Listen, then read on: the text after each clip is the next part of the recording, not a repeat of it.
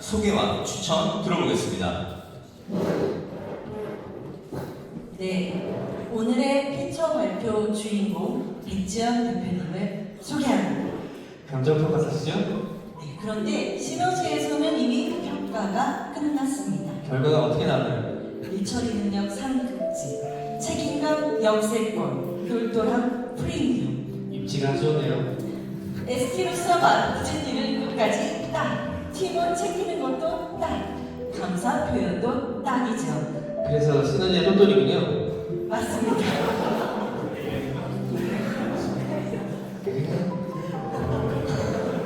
맞습니다. 감정평가로 신뢰가 중요한 일인데 백지연 대표님은 사람 자체가 신뢰 만점입니다. 오늘 발표 기대해도 되겠네요. 그럼요. 백지연 대표님 강력 추천드리며 소개합니다.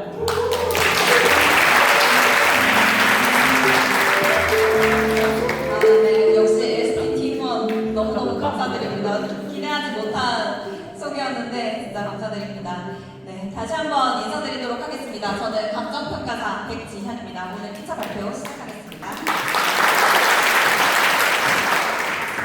네, 대표님들 제가 앞에 한입쿠키 놓아드렸는데요. 사실 그게 맛이 정말 좋아서 영업할 때 정말 좋더라고요. 제가 그거 실제로 들고 은행에 다니고 있는데 대표님도 원래는 맛보시라고 제가 배치를 해드렸는데 장재현 대표님 절대 먹지 말고 라고 했으니까 은행에 꼭 들고 가셔서 쓱 이렇게 넣어주시면 되겠습니다. 제가 그 명함도 같이 드렸는데요. 명함 뒷편에 한번 넘겨보시면 감정평가사가 하는 일들이 쭉 적혀 있습니다. 제가 그렇게 다양한 일들을 하고 있는데요. 오늘 그 중에서도 제가 가장 잘하는 분야인 상속세, 증여세 평가와 담보평가에 대해서 먼저 말씀을 드리겠습니다. 대표님들 저 청약에 당첨이 됐습니다.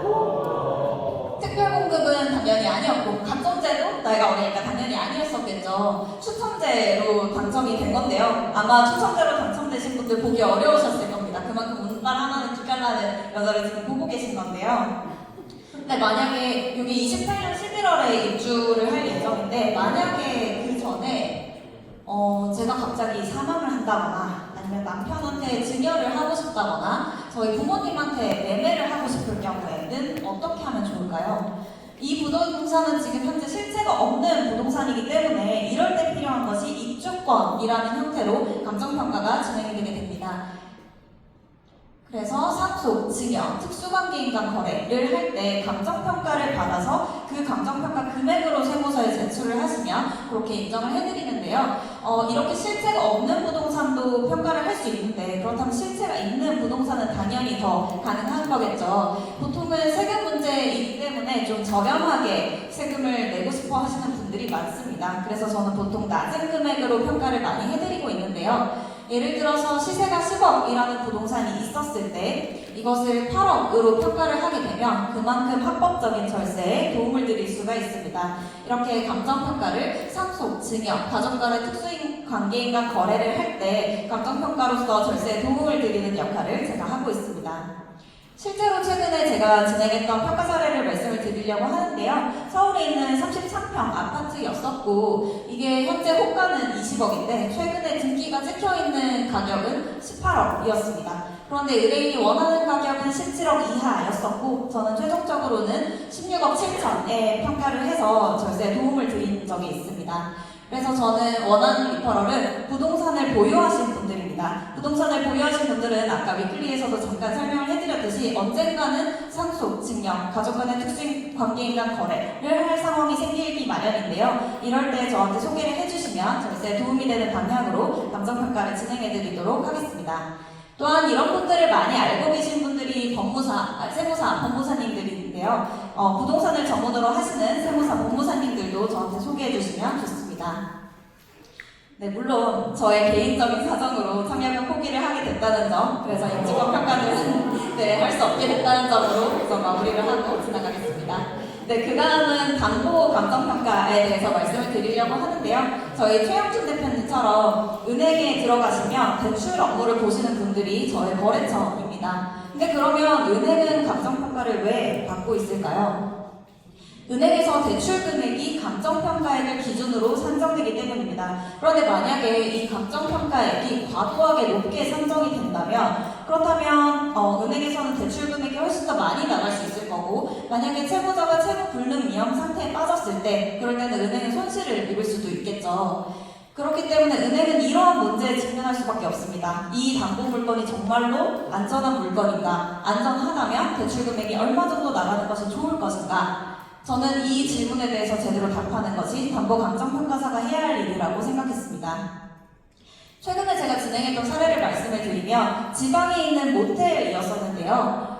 인근에 유사한 모텔이 거래되는 게 한 6억 정도였었고 실제로 경매 낙찰가가 6억 3천, 6억 요 정도로 형성이 되어 있더라고요. 그럼 대표님들이 보시기에도 저희 물건 또한 6억 정도 되겠다라고 생각이 드시죠. 하지만 실상은 어땠을까요? 담보가액이 20억이 찍혀 있었습니다. 그래서 은행에서 대출 나간 게 지금 13억이 남아있는 상황이었어요. 그렇다면 6억에 비해서 너무 높게 대출 금액이 나간 게 되겠죠. 이 물건에 있어서는 저희 거래처가 다른 은행이 현재 대출금을 가지고 있는 거를 가져오려고 저한테 물어보는 상황이었었는데 제가 이런 거는 하시면 좀 위험할 것 같다 라고 말씀을 드렸었고 근데 그 거래처에서 그렇게 얘기를 하더라고요. 다른 평가법에서 사실 30억도 나왔다. 그래서 자기는 당연히 가능할 줄 알았는데 이렇게 설명을 하니까 이거는 6억이 맞겠다. 그럼 진행을 안 하는 걸로 하겠습니다. 감사합니다. 라는 말을 들었었거든요. 저는 이런 식으로 사실 좋은 입지, 수익성이 좋거나 그런 물건들은 어떤 감정평가사든 금액을 잘 낼 수 있습니다. 하지만 진짜 중요한 것은 위험한 물건을 가려내는 능력이라고 생각합니다. 저는 이런 식으로 평가를 진행해오기 때문에 항상 폭탄 돌리기를 좀 잘 파악하는 편이라고 스스로 자부하는 편입니다. 그래서 제가 원하는 리퍼럴은 기업은행과 하나은행, 농협, 수협, 신협, 새마을금고 여기 적혀있는 은행들의 대출 담당하시는 분들을 소개해 주시면 좋습니다. 저는 항상 은행의 리스크 관리 관점에서 함께 일하는 감정평가사라는 말씀을 많이 드리는데요. 그렇게 소개해 주시면 감사하겠습니다. 네, 제가 준비한 피처는 여기까지고요. 말을 조금 빨리 했나 봅니다. 원래 6분, 이 정도면 6분쯤 됐었는데 그래서 대표님들은 스스로가 몇 점짜리라고 생각하시나요? 저는 제가 얼마짜리 사람인지는 잘 모르지만 가치평가만큼은 자신 있습니다. 감정평가사 백지연 피처 발표 마치겠습니다. 감사합니다.